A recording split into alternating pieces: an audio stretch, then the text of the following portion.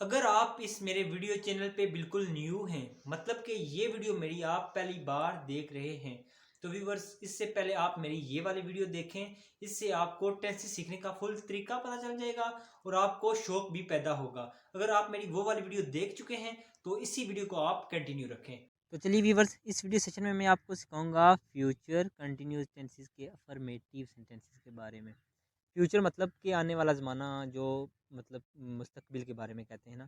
Continuous मतलब जारी रहना।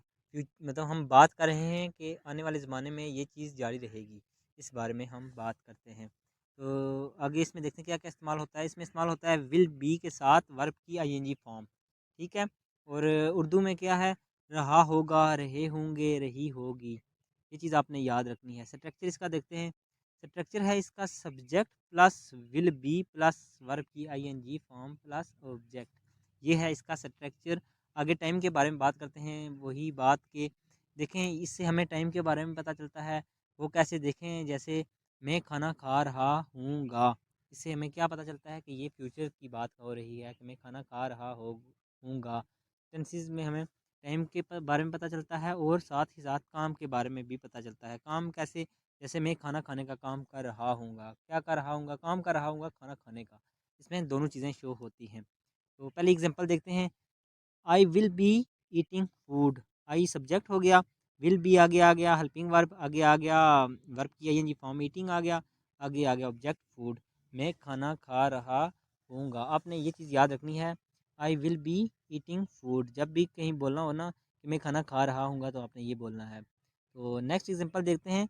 यू विल बी वेटिंग, आप इंतज़ार कर रहे होंगे। नेक्स्ट एग्जांपल देखते हैं। वी विल बी टॉकिंग, हम बात कर रहे होंगे।